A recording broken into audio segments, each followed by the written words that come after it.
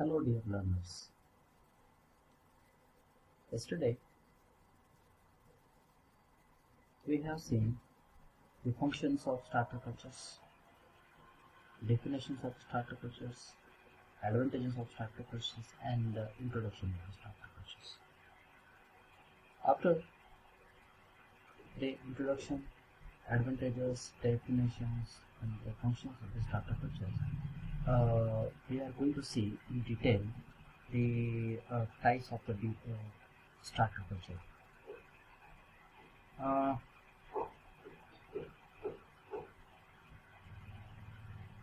The starter culture is classified on the basis of the composition of the microorganisms, that is whether that is the single or the paired or the mixed or the multiple, or the based on the growth of temperature, that is the mesophilic starter culture, or thermophilic starter culture, or based on the flavor production, whether they produce the flavor or not flavor, based on the type of the fermentations. So let's see in detail the classification of the starter culture. That's based on the microflora or the microorganism. The first one is the single. Single means for the fermentation process, just a single type of the microorganism is selected or they added. In that case, that is called as the single microorganisms. Then the paired, it means in this type of the the two types of the microorganisms added. The drawback of the first one, that is the single type of the microorganisms, when the only single type of the microorganism is added, in that case macrophages may attack on that microorganism. So the desirable fermentation process will not be carried out. So in that case, the paired compatible strain is added. It means that the two different types of the microorganisms added. If any single microorganism is attacked by the phages, the second one remain as it is, or second one remain live. So the second microorganisms carry out the further fermentation process. In this way, the desirable fermentation process is carried out. Whereas in the mixed strain is again mixed strain means the more than two organisms which may have the different characteristics like acid production, flavor production, slime production, etc. in unknown proportion are used. It means that here in this type of the classification, more than two strains are used, and they have the different characteristics like the acid production, the flavor production, or the slime production. And whereas in multiple mixed strain, here also more than two microorganisms are used, but their quality and their behavior of these strains is predictable. Whereas in the mixed strains, their quality and their behavior is unpredictable. So this is the difference between the mixed strain and multiple strain. So this is the classification which is based on the microorganism, that is the single strains. Single strain means here the only single strain is used. Here only the single microorganism is used. Whereas in the pair, it means here the two microorganisms are used. Why here the drawback of this single strain is that when the macrophages is attacked on the single strains, so the desirable fermentation will not be carried out. Whereas in the paired or compatible means here the two different organisms are used. If the one microorganism is attacked by the macrophages, then the second microorganisms carry out the fermentation process. So the desirable fermentation is carried out. In mixed trays, more than 2 microorganisms are used, and here why the more than 2 microorganisms are used? These more than 2 microorganisms are used for the different purposes. It means the acid production, the flavor production, and the slime productions. Whereas in multiple, uh, uh, the mixed and multiples are same. Just a little bit difference is there. In multiple mixed strain, their quantity in multiple mixed strain, their quality and their behavior is predictable, whereas in mixed strain their quality and behavior is not predictable. Second one is the based on the growth of temperature. This starter culture is classified in two different types, that is the mesophilic starter cultures and the thermophilic starter culture. The difference is in their temperature, in which temperature their behavior or the fermentation process is very good. In mesophilic starter cultures, they require the temperatures, that is the 22 to 40 degrees Celsius temperature. Into these temperatures only they functions very well, whereas the thermophilic starter cultures, they require the temperature that is the 32 to 45 degrees Celsius. It means that they work very well at this temperature. Based on flavor production, the next classification, which is based on the flavor production, and these microorganisms are classified in B type, D type, BD type, and N type. In B type, Leuconostoc, this classification is generally based on whether this microorganisms produces flavor or not. In B type, the example for the B type is Leuconostocs, and they produces the flavor.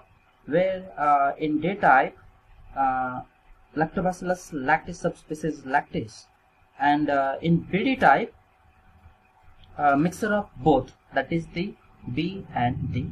Whereas in N type, these microorganisms which are placed in N type, they do not produce the flavor.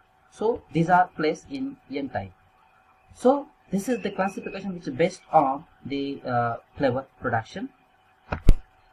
The next classification is based on type of the fermentation, that is the homo or hetero, and it is also based on the end products resulting from the glucose metabolism. The example of homo fermentive cultures is Lactococcus lactis subspecies lactis, and the example for the hetero fermenter, that is the hetero fermentative cultures, example Leuconostoc dextronicum. So this is the classification which is based on the microorganisms, whether that is a single, double, or a mixed more than 2. This is the based on the temperature, whether that is the mesophilic or thermophilic. Mesophilic starter cultures require the temperature range, that is the 22 to 40 degrees Celsius. Thermophilic starter cultures requires the temperature, that is the 30 to 45 degrees Celsius. So on this basis, this classification is based, and then the flavor productions, whether they produces the flavor or not. So they are again classified into 4 different types, that is B, D, BD, and N type, and based on the type of the fermentation. So this is the these are the different types of the starter cultures, and these are classified on the basis of their characteristics.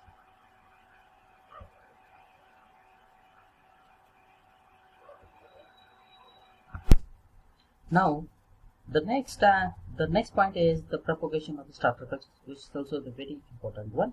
And propagation of starter cultures is very important in case of industrial point of view. And why it is so necessary to propagate the starter cultures? The quality of the final product or the quality of the fermented product is totally depends on the starter culture use for the fermentation process. And if this starter culture is of not having the superior quality, then we cannot expect a superior quality product from the such a inferior quality of the starter culture. Therefore, it is today's need to propagate a starter culture which is having the superior quality. Starter culture, as we have seen, it's a very important for the industrial point of view. And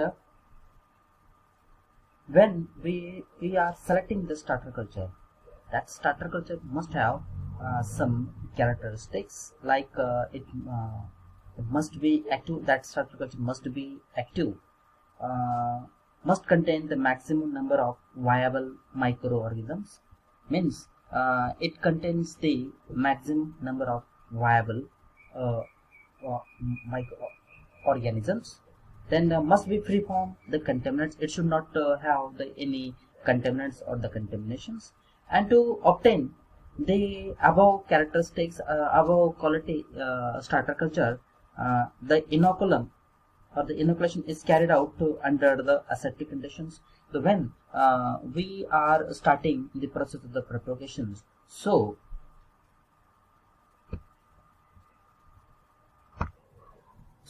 to achieve the objectives of the superior starter culture, the process of addition of the starter culture, that is the process of inoculation, should be carried out at a aseptic in a aseptic condition. Then again, whole process, that is the propagation process of starter culture, that must be initiated in a sterile medium. So these are the few points. That points must be.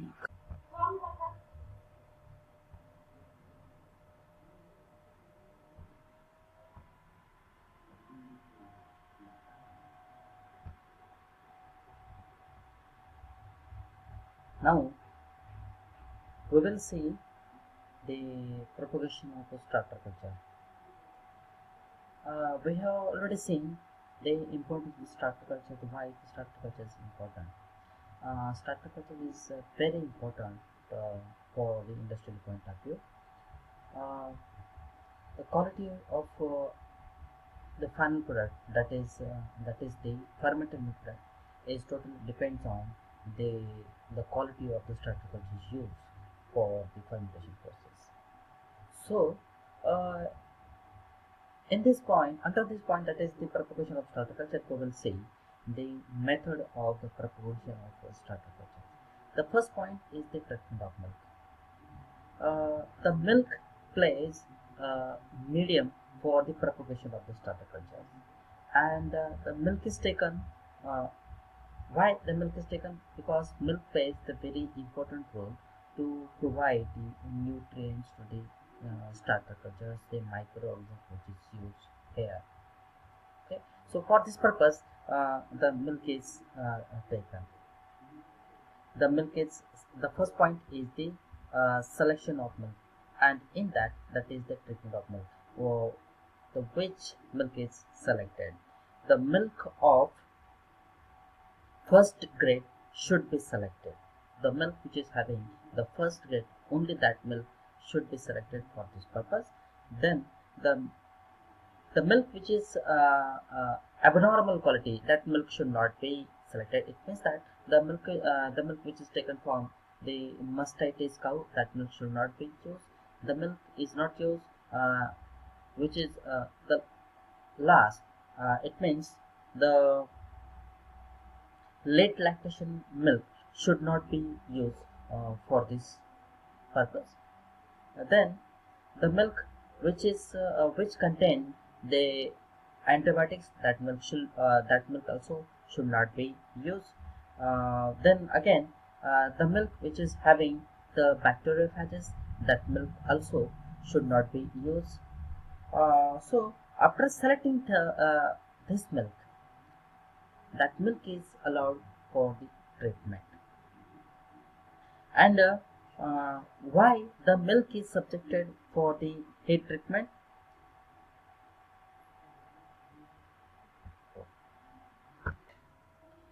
The treatment of milk is very important to inactivate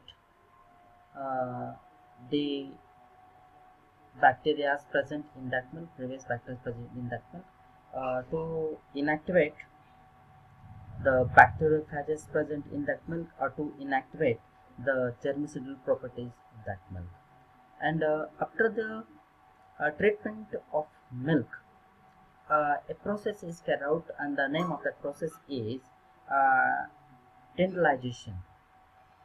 Into the in this process, or in this step, reconstituted milk is taken, and it is divided into the different lot. Reconstituted milk is divided into the different lots, and this these lots are kept as it is for a day, and then it is examined whether there is the curdling present in that or not. If the curdling is present, that lot is removed. Then the second lot, third lot, fourth lot is observed. If the curdling is not present, then again it is heat treated, and then again it is kept as it is for a day. Then again curdling is checked whether there is any curdling or not, and if the curdling is present, then again that lot is removed from this. Then again the heat is given for that lot. If and then again it is kept as it for a day, and again the curdling is observed. If the curdling is not observed, then this skim milk is used for the further process. The step of again and again checking whether there is any curdling present into that skim milk. This process uh, shows there is there is no there is absence of any kind of the bacteriophages into that skim milk. So only that kind of the skim milk is taken for the further process. And then the next step is the inoculation.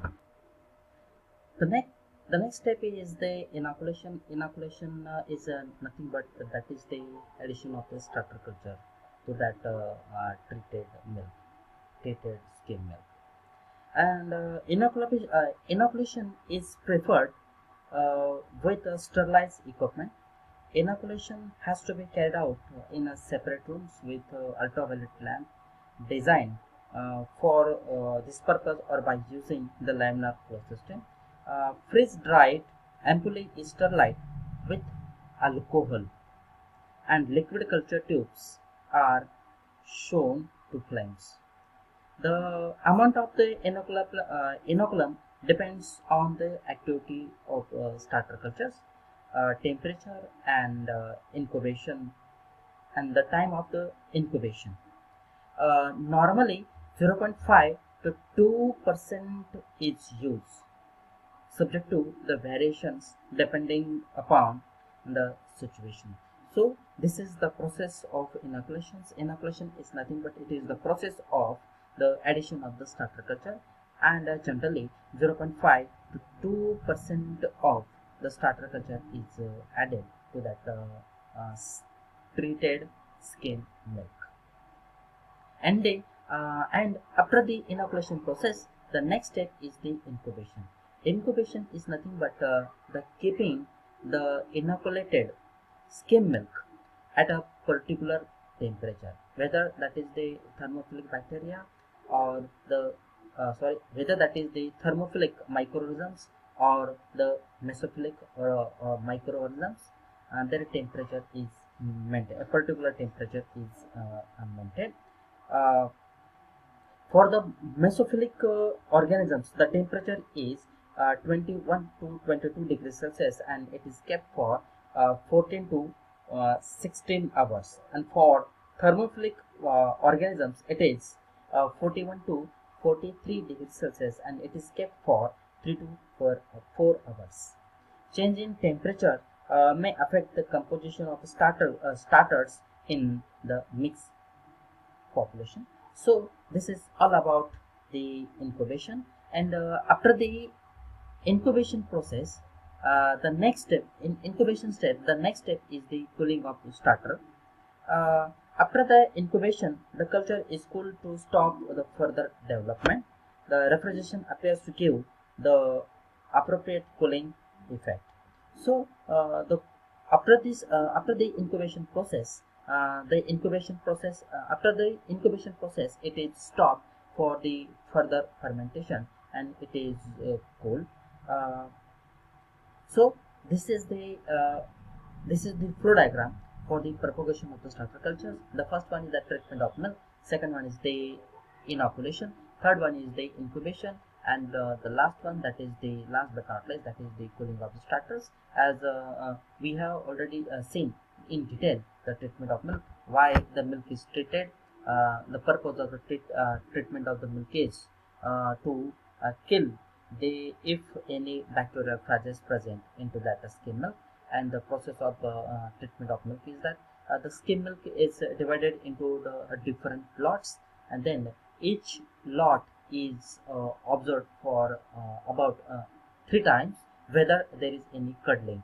Before observing the curdling, that skim milk is heated, and then it is kept as it is, and then the observe whether there is a curdling. If the curdling is present, then that lot is removed. So by this way, the treatment of milk is given, and after giving the treatment, and if the curdling is not observed, that skim milk is taken for the further process, and into that skim milk, the inoculation, that is the up to the 0.5 to 2.5% of the starter culture is added, and then it is incubated, whether that is the mesophilic or the thermophilic bacteria. Their temperature is maintained, and they kept at a particular time temperature combination. And after the incubation period is over, then it is cooled. And to avoid the further fermentation process. So in this way, the starter is propagated, and that is used at industrial level, or this may use at household level. So this is all about the propagation of the starter culture. Thank you very much.